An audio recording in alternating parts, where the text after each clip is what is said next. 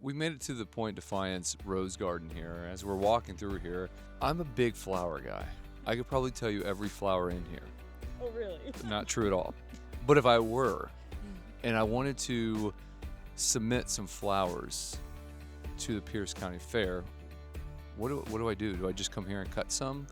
Do I take whichever ones I want? What does that work? Well, or how does that first work? of all, do not cut the flowers at the Point Defiance Rose Garden. They need to be flowers that you have grown personally. Do you know anyone that's growing flowers right now that maybe should be submitting? Alyssa grows some flowers Yeah. and some vegetables, and all of those could be entered in the Pierce County Yes, Fair. I got my green thumb from my mom, and yeah, I've been debating entering. Like, you can enter them into the fair and win some money, win some cash, some vegetables too. You can enter your vegetables, but I don't know. It's just like I like to grow them for my own entertainment. Can we take a walk around? You guys Yeah, teach me about let's some do flowers, that. some green thumb? Okay. We'll see what we can do. All right. Sounds good.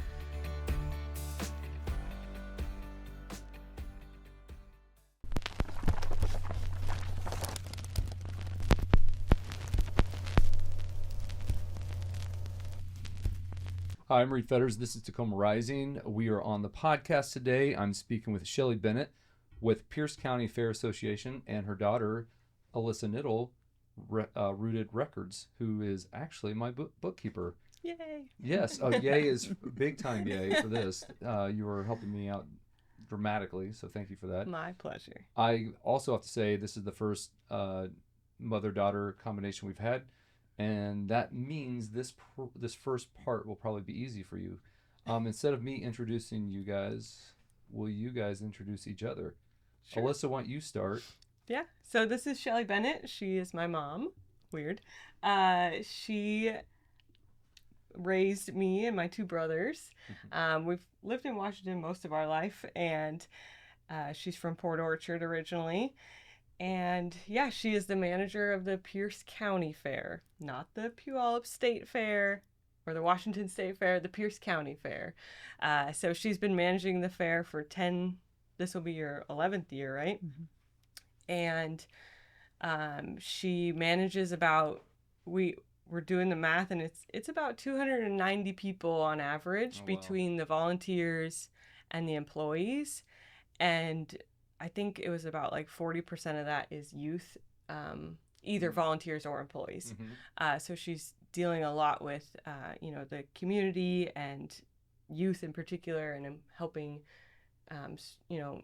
manage all of that. And then obviously the fair itself, like, involves a lot of the community and Mm-hmm. bringing vendors to the fair and different business owners, stuff like that.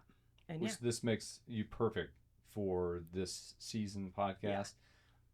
Because it ends with the Kickstarter that we talked about earlier. Yeah, for and so sure. that's really exciting. So thank you for joining us. Well, glad to be here. And the fair is August 13th through the 16th. Get your tickets. Yes, it is. Coming up quick. So So this is Alyssa Knittle. I was afraid I was going to say her maiden name. She's just been married a little bit, but with her hubby for quite a while. And she is an amazing wife, daughter, to say the least, and aunt, sister, all of the above. Yeah, she started her own business just a couple years ago, and that's been, really exciting to see her grow in that way. Prior to that, she was involved in the veterinary medicine for, what did we say, about 10 years? yeah. Yeah, Yeah. Wow. which makes me feel old. Yeah. Well, we don't want to do that. Let's talk about the vet med Yeah. here. I think you mentioned this to me previously, Probably. but I was probably too caught up in worrying about where the books were and Fair everything enough. from my last issue. Yeah. Run me through that real quick, or run us through So my college degree is in veterinary technology. So I'm a licensed veterinary technician, and I've worked in the veterinary field for 10 years.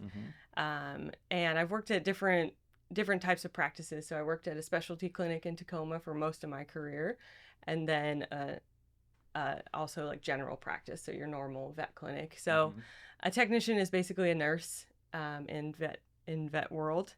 And so I did a lot of leadership. I quickly shifted to kind of more of a leadership role where I was teaching baby techs and, helping them learn the ropes and teaching them how to be a technician and running teams. And it's a lot of fun. It's a lot of hard work, and it will always be near and dear to my heart. But what I learned is that the true passion that I have is helping people. While obviously I love animals, the joy that I got out of like teaching the clients and teaching the other team members and like helping the owners like understand what is happening with their animal, right?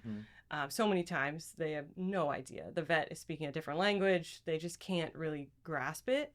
So watching that light bulb click for them, and then that kind of just morphed into the bookkeeping space. Like now I'm able to help these small business owners understand like their finances, where their business is at. So I started bookkeeping on the side, and I just was helping out a friend who really needed some help. And I was like, wow, I really enjoy this. And like, obviously the financial part of it is also kind of a hobby, like the numbers part of it, the ins and outs. And that's kind of more of the hobby part and the exciting nerdy part that I get to do. And then helping the people understand. So I was able to take, my ability to teach people and just kind of morph it into something different.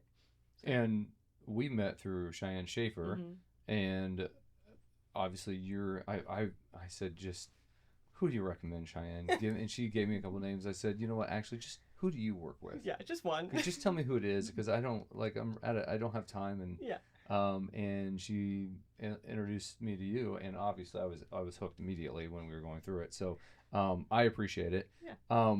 And obviously you're building something to grow, because I believe I read that you've hired someone. Yeah, I just hired my first employee. How does that last feel? week.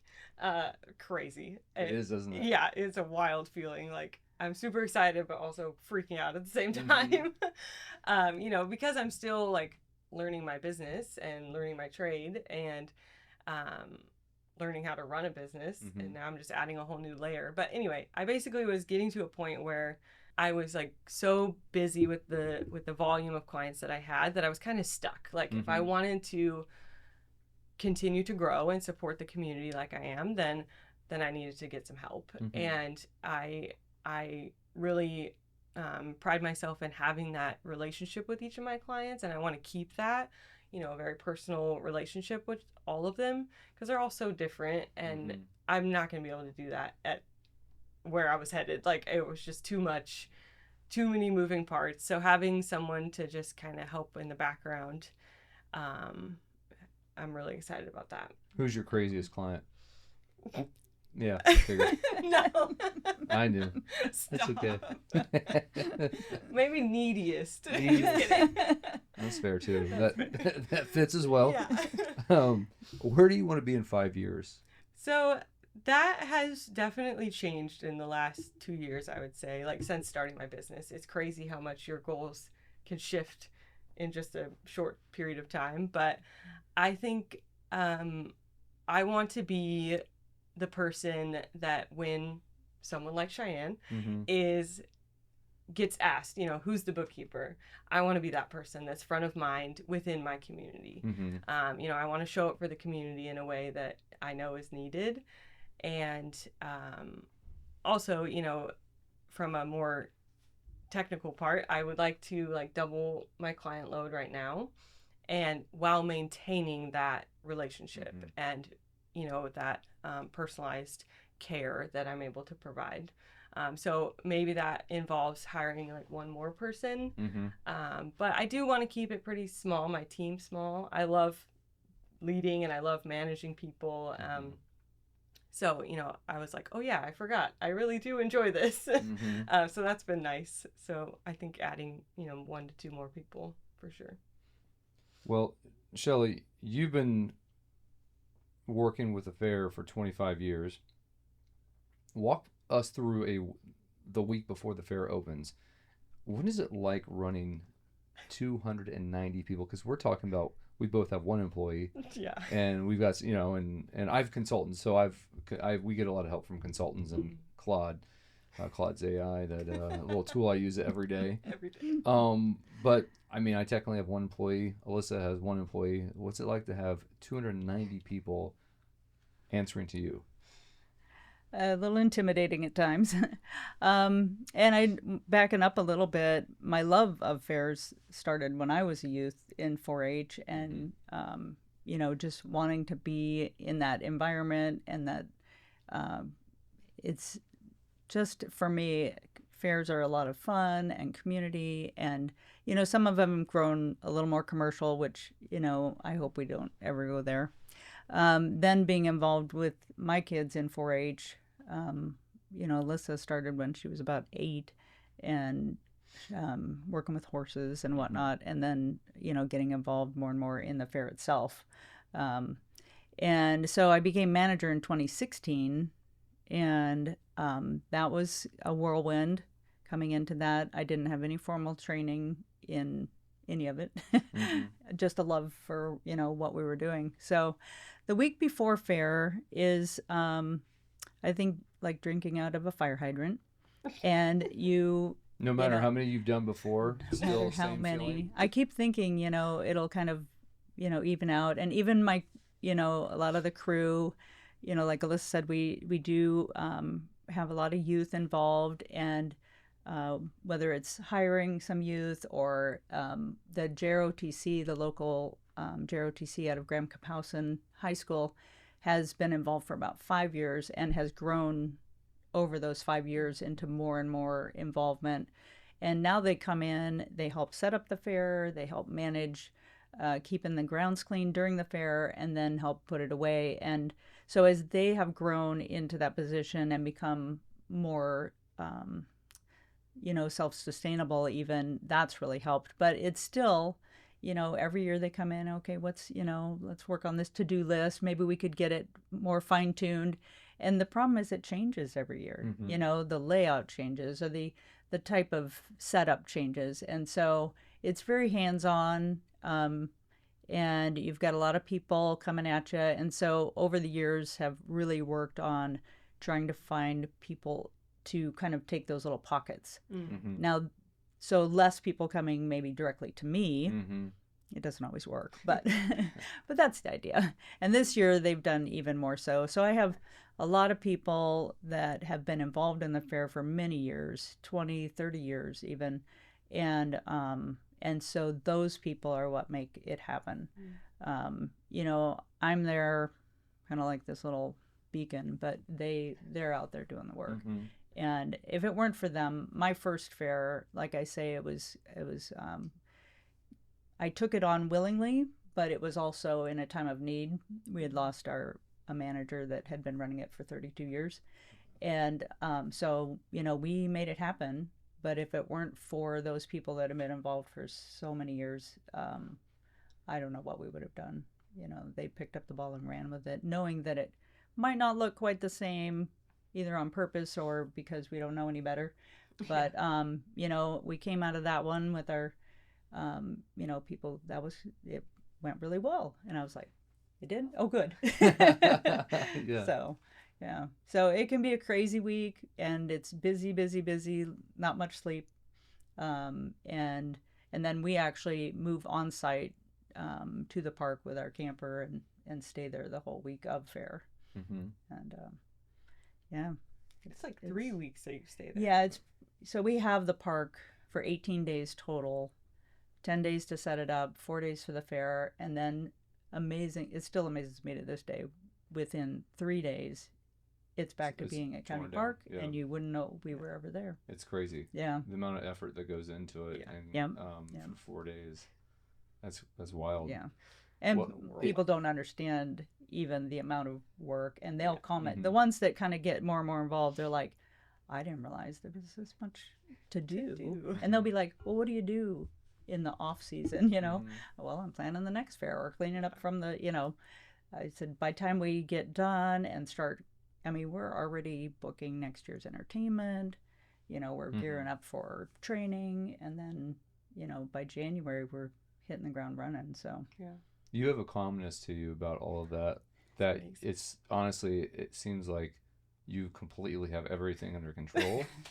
And It's a gift. like, you know what I mean? Like so it's funny because if I would have asked someone else that question with less maybe experience, they would probably be maybe throwing out tangents and different things, and like you've got it honed in.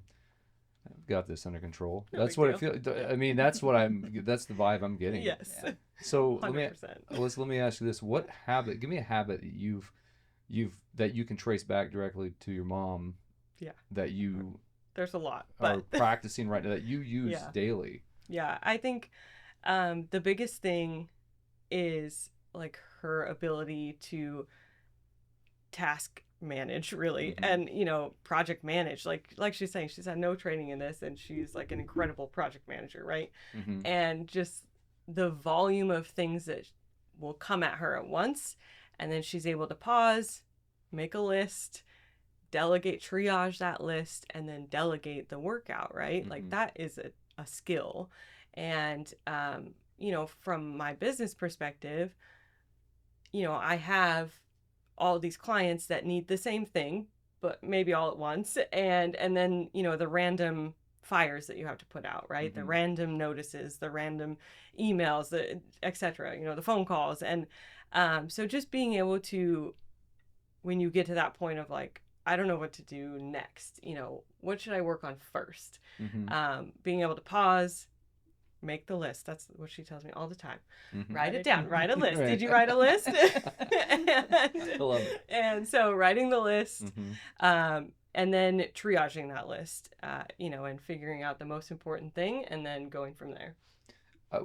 I would say, and maybe it wasn't her first call. It was early on. Yeah. In that I knew I offloaded a lot to you, and that it was more Becca was dealing with a lot of the stuff, and I'm just because I'm off on other things and I want this off my plate, Yeah. and the bookkeeping and everything else, but I only want to be in enough that where I need to be in it. And there was a moment where I was watching you on the Zoom, and you're writing things down, and I saw the wheels turning, and I was instantly, she's got this. She's And there was and I think you both have the confidence that you're going to figure it out, Mm-hmm. and it doesn't matter what it is. There's a solution, which is that's something I always say. There's always a solution to every problem. Yes. Some just cost more than others. And Yes. that's right. True. And that's kind of how I live by. Like every problem has a solution. You just got to figure it out, and be prepared that it may not be cheap. But that's something I'm picking up on both of you. And and Shelly, I want to ask you, when did you know, or maybe, and if you did see it, let me ask the question first. Did you think that Alyssa would have her own business someday, or was that something that evolved to where she just, did you see it young that you thought she was going to have her own thing, or did you see it later and you were kind of like, you know what, I'm not surprised that you're doing that? How did that go? Yeah, I would say it definitely evolved. As a youngster, Alyssa was a little timid. I love that word, youngster. Youngster. That's like, that reminds me of this is very much like the Midwest. Yes. Like, and like it feels like home. Like Yeah. you two, yeah, I love it. Keep Yeah. going. I'm sorry. No, you're fine. Yeah, no, she was very timid. In fact, tell a story on her. When This is my favorite part. her brother was in karate, and she was probably a year and a half, maybe 2, and he said, the instructor was like, she could join too. And he said the only requirement for the young ones is that they can jump with 2 feet. And I was like, that's not happening. Yeah. Because she just lacked the courage and confidence. She was probably 3 before she would jump with 2 feet. That's And bad. yeah, It's not bad. That's terrible. It's she not. might have been 3 or 4, and she jumped Okay, off. that's bad. She jumped off a step, and she was so excited. I'm like, but yeah, she was very timid, but she was always, she didn't give up. That timid spirit didn't stop her. So even when she first started riding horses, there were many times, other children would have backed down or quit. And she knew what she wanted, and she pursued it even through that. And so as she got older, and her involvement in 4-H definitely had a, big role in that. Giving her public presentations and riding crazy horses. Um, Mine was crazy, and she wrote it.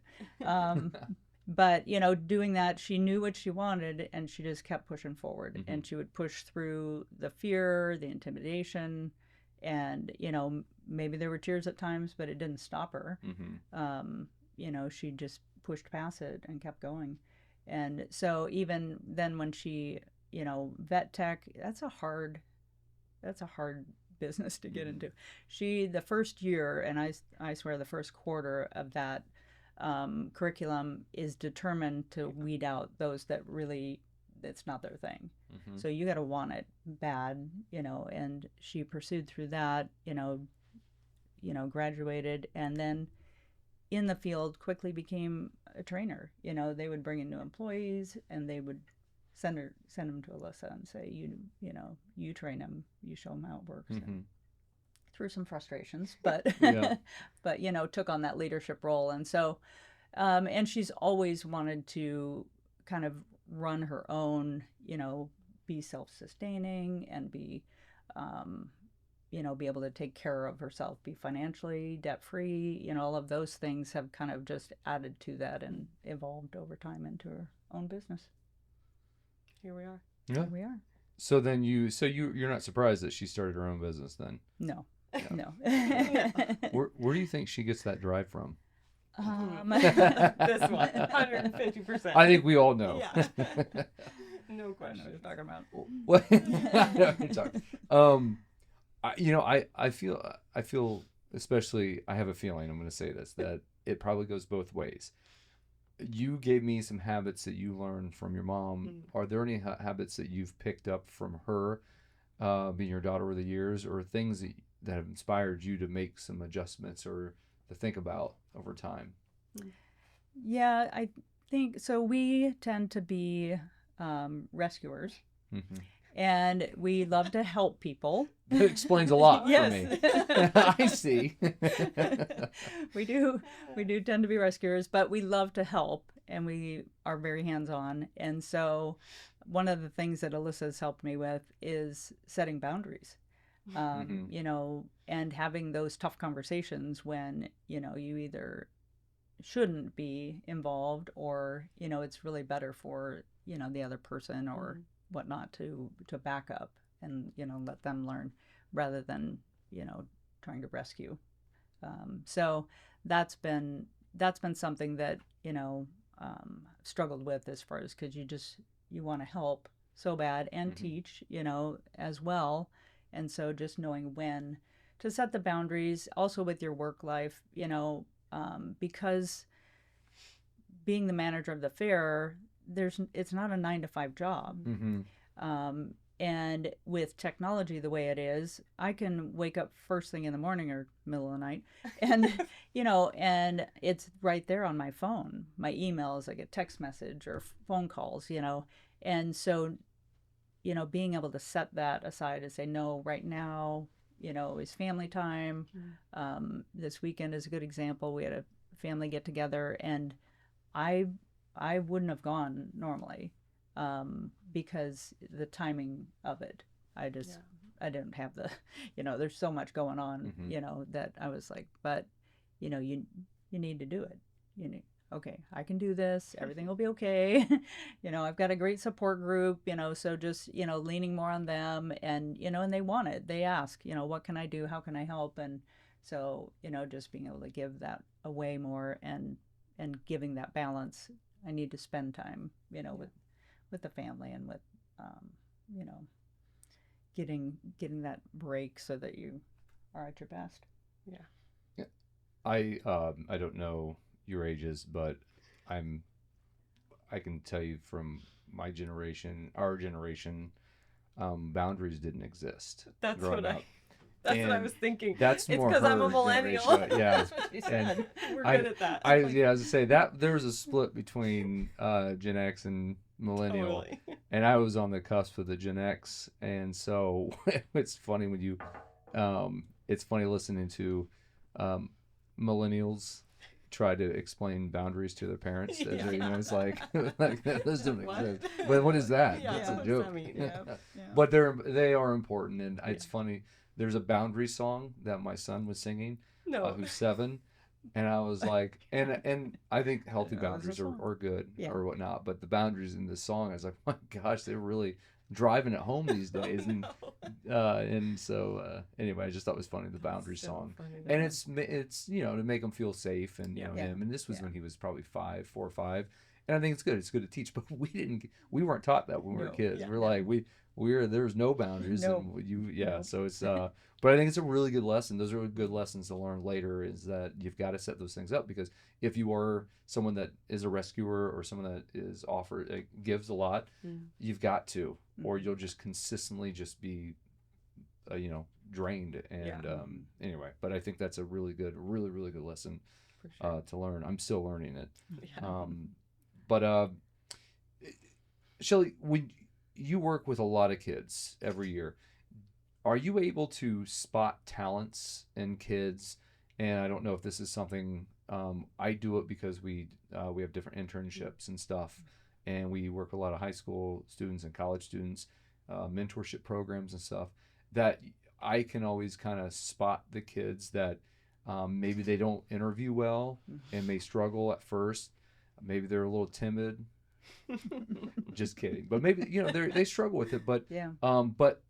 once you start working with them, and you see them, and I know you've got a lot of kids coming through, but coming through every year. But are you able to see that talent where you're kind of like, that one right there is going to do something?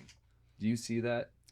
Yeah, I think, there are a lot of kids coming through the fair. So the majority of them are either involved in 4-H primarily and FFA and whatnot. So maybe not spending as much time with them. But the kids that come in and work for us, whether it's on a volunteer basis or hired, as well as our ambassador program, kind of like a Royal Court, those kids come in and you speak about timid and whatnot, they come in to that program, and some of them have a hard time speaking in front of you, even, and that's part of the process to be selected even.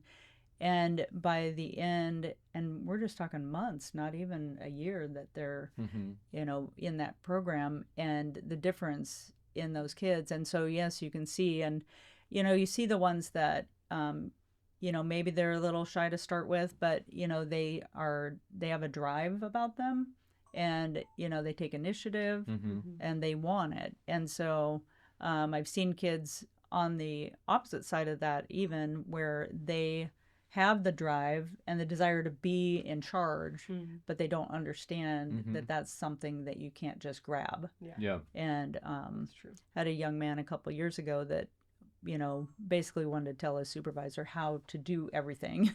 And so I ended up, we did have to, bring him to a point and just say, hey, he's the one in charge right now. So you're, and I told him, I said, I really feel like you are going to make a great leader, but at the moment you need to follow. Yeah.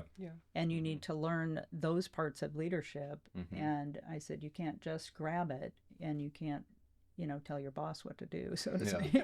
So, yeah. And we've had some kids come through that, they've, one gentleman came in, and he was a minor, came and worked with us, and those are by far the hardest workers, by the way, the kids that are under 17. Yeah. And he cleaned restrooms. He'd never done it before. He worked with the supervisor and learned how to do the job. He took pride in what he was doing, and later, thanked me for letting him come in and learn that. And so just gaining that confidence and a skill that he felt like, and he didn't go on to become a janitor, but he was pursuing a different field and whatnot, but being able to come in and, also kind of get that first job reference and referrals.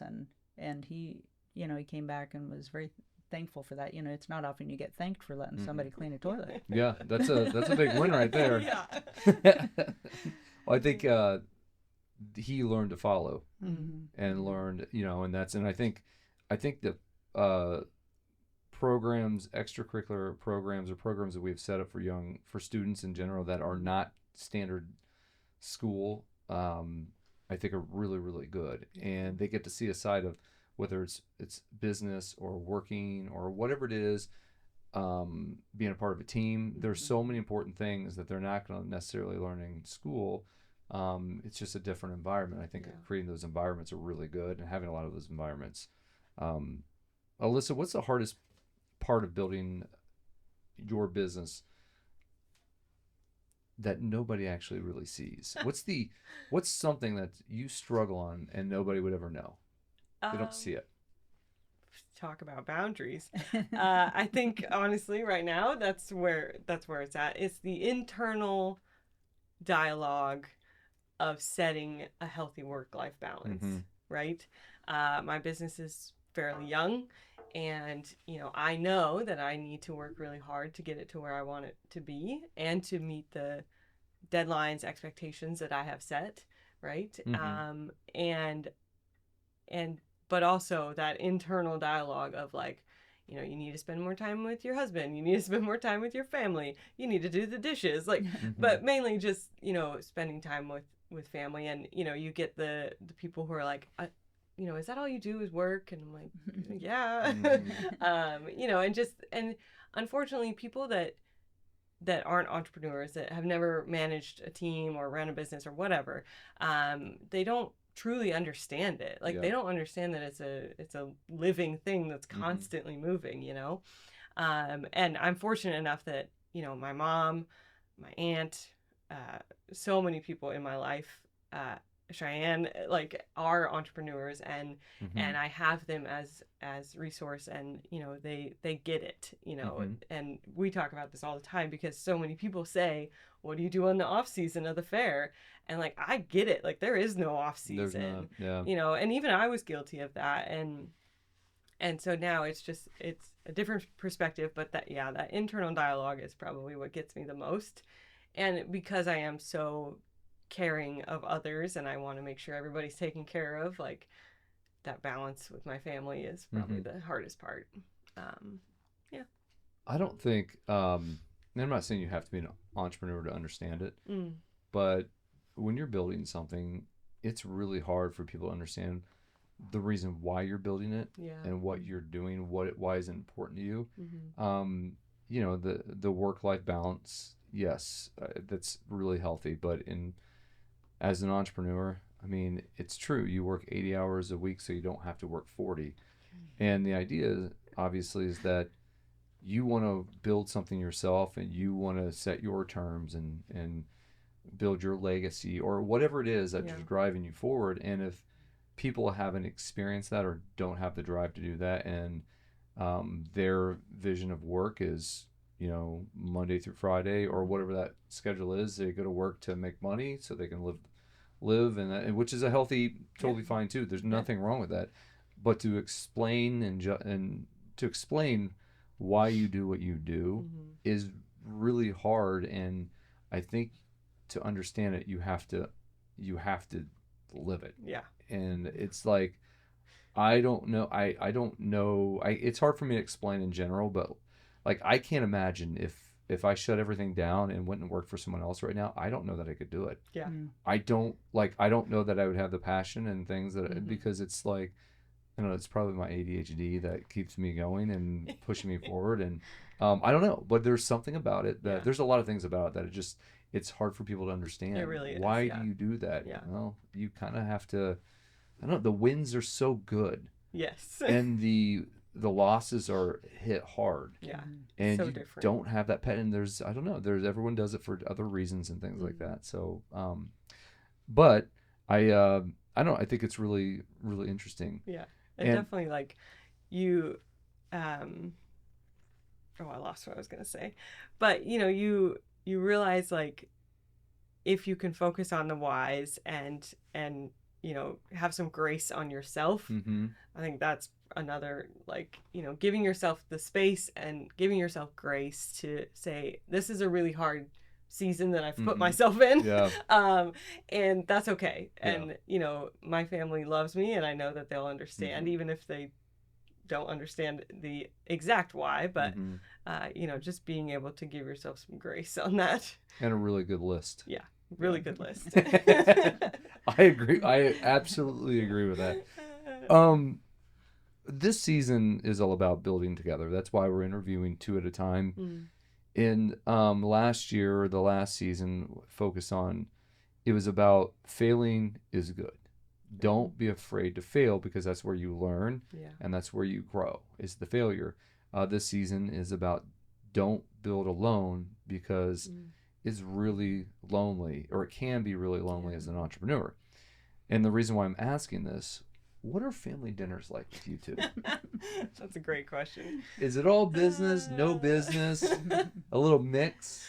Well, We decided it was the time of year. Mhm. yes. Because if it's like right now, if it's right before the fair, it's definitely all about business. Mhm. You know, there's, you know, obviously some other talk in there, but not much. Yeah. And then, but I think we do pretty well.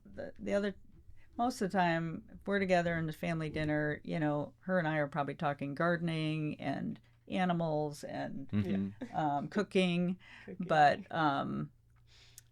you know, the fair's bound to come up. And then, you know, with her new business, you know, we talk animals when you were a vet tech too. So there's but, a lot of phone yeah. calls on advice.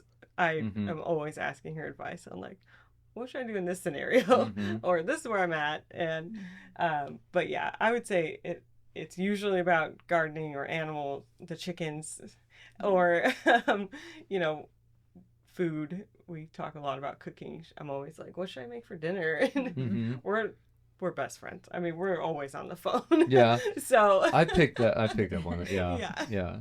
I'm Not a constantly surprise. calling her while I'm driving, like that Mhm. kind of thing, you know?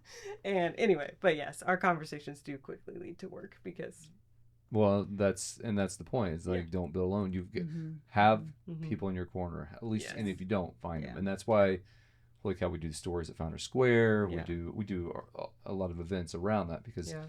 it's I mean, it's no secret that we want to bring more business to Tacoma. We want to create founders, and we want more to happen in Tacoma around business, but a lot of it just doesn't happen overnight. And you have to build a support team, and you got to build a really strong network and have connective tissue that's Yes. connecting a lot of this stuff, and that's the goal, is to build Yeah. that. And like a lot of people say that entrepreneurship can be very lonely, and I agree with them, and I see it. Like I could see that potential, but there are so many entrepreneurs that want that connection. So if you just step out of your comfort zone and show up, and you know, it's all about taking that first step though, and making those connections, you know, whether it's your own personal little network that you've built, or just joining a group, and they're out there. You hit it there. Like we talk about this, get comfortable about being uncomfortable. Yes, 100%. Because get yourself out there. It's tough, but when you do, a lot comes from it. And I mean, I don't know what Tacoma Rising or even work, and I don't know what they'll look like in a year compared to now. I know they'll be different, and we have structures and things in place, but it's been so organically grown that it's exciting to think about that. But I hope that we are the group. More and more people reach out and they said, "Oh, hey, this person said I should reach out to you," and that's awesome. When people are sending people our way because they want to get connected or they don't know anyone, like that's awesome, because I love connecting people. And I gotta say, I've met a lot of really great people, like Cheyenne, and you know, like you kind of you meet other entrepreneurs, you bring everyone together, and then you start, you know, connecting those entrepreneurs. And it's funny because I introduce people that I'm shocked that they don't know each other. Yes. You know what I mean? And then it's funny because when I assume they know each other, I don't introduce them, but when I introduce them, they don't know each other. Yeah, you're like, or wait, so I'm sorry. When I introduce them, they already know each other. Yeah. And it's like, it's weird how that always happens. Yes. I'm like, how does this always happen to me? And it's probably me assuming something. Right. So That reminds me of Zach Rhines. You know Zach. He's the same way though. He'll be like, you know, my mom has grown to know Zach, and like we all know Zach now, and he'll be like, oh, you don't know this person, and he's kind of at that same point in our little community. They're like, I started Tacoma Rising literally to find like-minded people that Yeah. believed in Tacoma. Mm. And it's grown into so much more than that. Yeah. And I love Zach. Zach Right? is that he's got so much ahead of him, He really and does. and I think he's aware that he's got some skills. I think there's, things are, but I don't think he understands his potential Mhm. quite yet. And I think there's a lot of us that can see it. Yeah. And I want to grow the Rising Cities, which is Tacoma Rising, and Seattle Rising might be sooner than I thought. We'll see how that goes. Not let the cat out of the bag. Yeah. But like, I literally talked to him. I was thinking, if I started a Tacoma or a Seattle Rising, Portland Rising, if we started spreading, Mhm. he's somebody I'd want to be in that city Yeah. starting it. Like, I'm not kidding you. And I was like, Yeah. I literally, that's where my mind is. Yeah. Don't tell him I said that I yet. never. No. He's probably gonna watch this. Yes. I have a feeling. I have a feeling. But no, that's the beauty of it, and that's what I like about it's the connective tissue that we're building and organically meeting really great people. You never know who you're going to meet. Like, I would never, if Cheyenne, like, not to go down and poor shuffed. Boy, I'm sorry. This is your podcast. And I'm talking about But let's other talk people. about how great Cheyenne Yeah. is. But she's But the she one that is. introduced me to you, Yeah. and it's interesting because the way I ran into Cheyenne, I met Cheyenne in a group a couple years ago, Yeah. and knew that she was in HR. Mhm. We connected later about something else. I can't remember what it was. Maybe in the podcast, being on the podcast, I found out she's a professor, a business professor Mhm. at TCC, Mhm. which we were trying to get business students from TCC and about our challenge, and they didn't Funny. know we were trying to connect with Yeah. them through the school.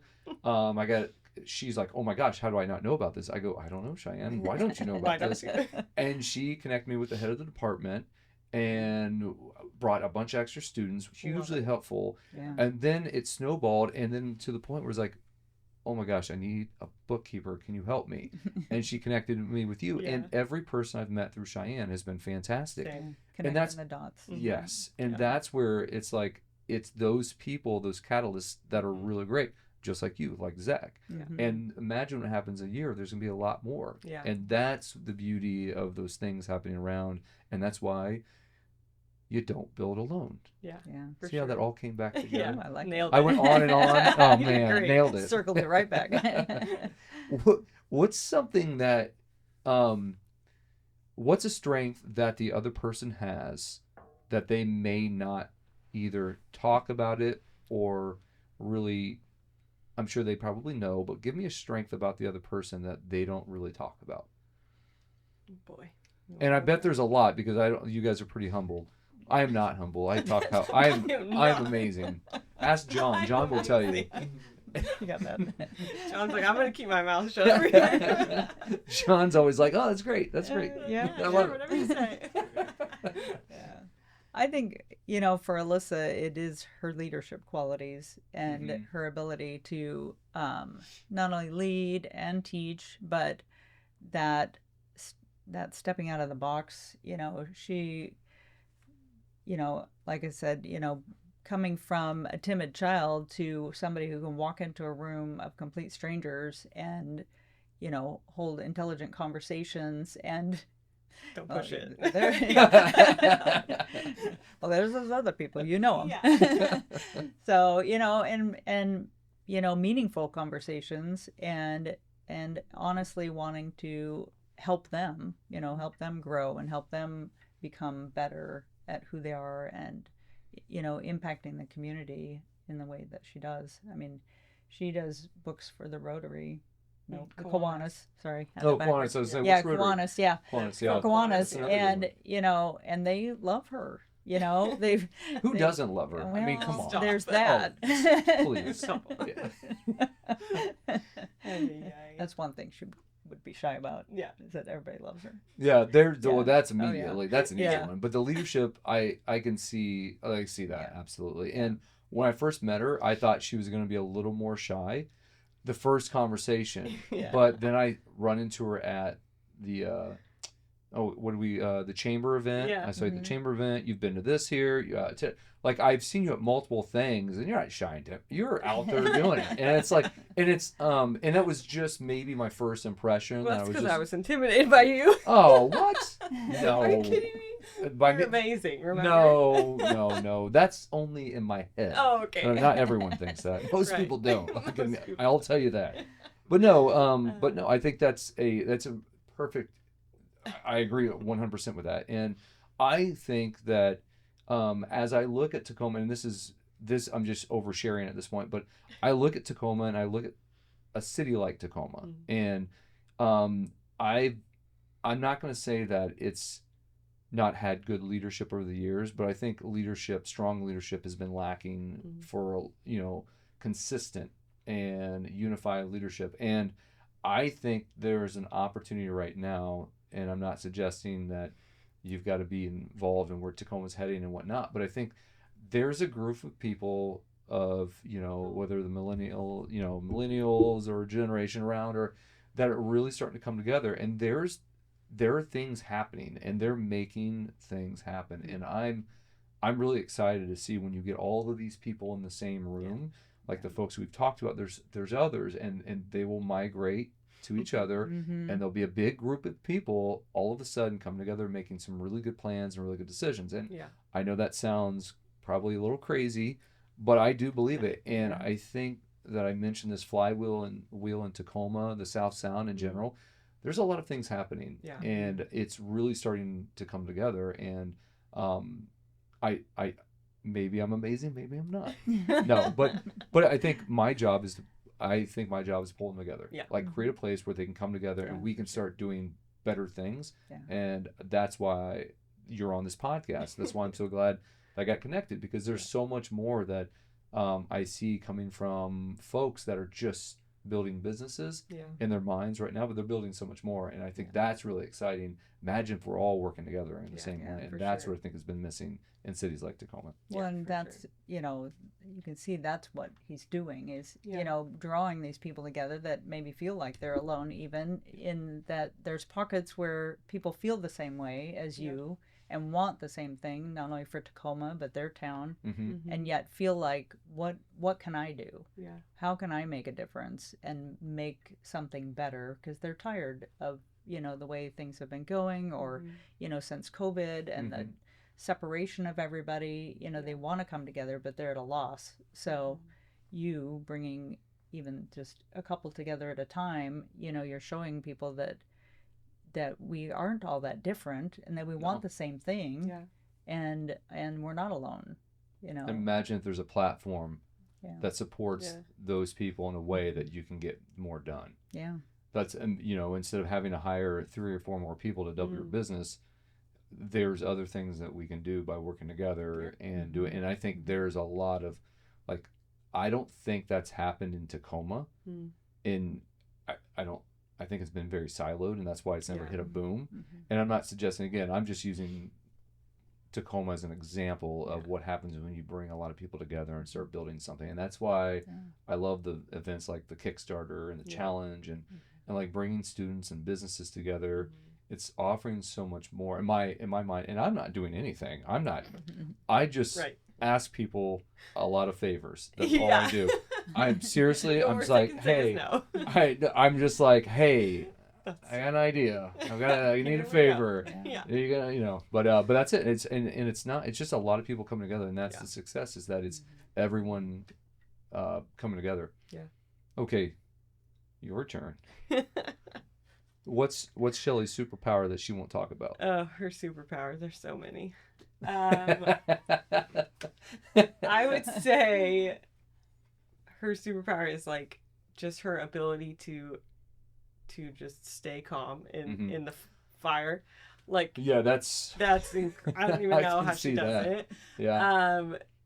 And like, more than anything, like, I don't think she really understands like the profound positive impact that she has on everybody that she meets. And I think like that doesn't get talked about enough, besides from me, obviously. I feel like I'm just cheerleader over here. But she's just, whether it's our family or you know, the team that she's managing or the board that she's on, you know, one of many, you know, she's just that person. She, like she said earlier, she's the beacon that everybody gravitates to, no matter what. You did say it. Did I say that? But I think there's two different meanings. But yeah, you were saying. Yeah. But figuring it both out, of them land for sure. Okay. Yeah. Definitely. So, you know, I think like our family's a perfect example. Like, you know, even my cousins, like my family's incredible. All of them. Don't get me wrong. But, you know, everybody is calling her, and like even when all the nieces and nephews and grandkids are over, like they know that, you know, Nana, like you listen to Nana's rules, this is how Nana runs her house, and it's just how it is. And like that leadership and that structure, like all of us strive to get it. And she's just so good at just, I don't know, this like calm demeanor about her. But what do you always say? She always says that, like, I'm like a duck. On the surface, I'm just floating along, and underneath, my feet are pedaling like a crazy person. It's true, though, and I feel like I'm similar, but it's kind of crazy how. But I think that, though, that's what I have picked up on. That's what I picked up on earlier, is like you're very calm and you're very organized, and there's a calmness, and I'm telling you, it comes with, I'm sure, years of experience, a lot of head banging and things like that over the time. But over time, you've built this, so even whenever the chaos is going on, you are calm and collective, and everyone's going to think you have the answer, which based on the list and things like that, you're creating the solutions. You've created the problem. You're listening to the problems, and you're listing them out, and you're executing the solutions. I'm guessing. I don't know if that's true, but that's true. And that is extremely powerful. And I think that's, man, if you can pass that down and help people with that will solve so many people. Like I mentioned earlier, most people would come on and say tangents that, oh, this thing's this and this. Not you. You've got it all figured out. I feel like you have it all figured out. Pretty strong statement. Whether you do or not, it feels that way, and that right there is a really strong form of leadership, and that's why I think it's really, like, that's why I'm enjoying this conversation, because I get to see, like, I know you from our conversations and all the help, but then, you know, meeting you, I can see those and hear those conversations. It's really fun. I love this. This is so much fun. I love interviewing and talking to people like this. It's so good. All right, so my last question here, before I go off on any more crazy tangents, because I'm enjoying myself too much here. What's some advice that you would give young folk, or it could be young folks, or it could be folks thinking about starting their own business, but wherever direction you want to go, what's some advice you would give to someone that is about to jump for the first time? Make a list. 2 feet. Make a list. 2 feet. 2 feet. I like that. 2 feet. Definitely. And even when, I mean, you say list and we joke, but even when she was trying to decide what to do, and a lot of times, you know, even when she was a vet tech, you know, something would come up, and not just a list, but list the pros and the cons. You know, what's going to happen that's good, you know, what could possibly go wrong, and what's the bad side of starting your own business, what's the good side, you know, and weighing those options. And I think something that Alyssa has done really well with starting her own business, that is great advice, is getting out there and getting involved with other, you know, people of like mind, people that are in the same spot, but also those that can mentor you. And so going out and putting yourself out there, and you learn things from everybody in one fashion, and maybe it's you're learning things you want to do or learning things you don't want to do. And, you know, and she's seen both, you know, in just, you know, the couple years of starting this business, you know, where she's, you know, looked to others for advice, if you will, but also learning the business. And, you know, she's seen where some people, you know, maybe could use some help and maybe that's not how I want to do mine, but also, you know, having those mentors that are doing it well, but that team, you know, with Cheyenne and Zach, and, you know, building that group that is your support, and and out there talking to people and not being shy about that. So Yeah. Networking's hard. It is, yeah. it takes time, which It does. is, There's that. It's going to be exhausting, too. Yeah. Yeah. It's hard for sure. I think my biggest thing is after you make the list, just doing it. Just do it. Like Nike, just do it. Just do it. Literally, but just that's do it. some of the best advice. And just do it. Cheyenne is always telling me, like, if you're not doing it in fear, like, or if you're doing it in fear, then it's the right thing to do, or that kind of mentality. I don't know if that's afraid. Yeah. Whatever. I don't know if that relates all. No, I'm just kidding. It's good advice. I'm just kidding. Like, if you're a little scared, that's probably a good thing. Yeah. But like when you're doubting yourself, just do it. And the worst thing that can happen is it fails, and that's okay because you still learn from that, right? Fail. And Go fail. Yeah, That's go what I always fail. say. Go Yeah. fail. For just sure. and if try. I mean, Yeah. like it's just get over that. Yeah. It's gonna. You don't need to fail all the time. You mean deals have gone south or something Yeah. didn't work out, and it sucks for the day, and you're like, you go home and you're like, oh man, just I don't know. It's rough, but you wake up the next day and be like, Do it. well, let's go again. Yeah. Just do it. Yeah. And the list, I mean, joking with the list, that is so critical because I do pros and cons. I always tell people to do pros and cons, visually see it, look at it, and understand it and feel it before you make a decision, because some of those pros or some of those cons may end up being pros. You know what I mean? Like, you don't know until you really think about it and then look at it in different ways, because it's true. Like, lists are so important, and I know we're joking around about it, but it is critical. It's the basics. Yeah. And doing it, like,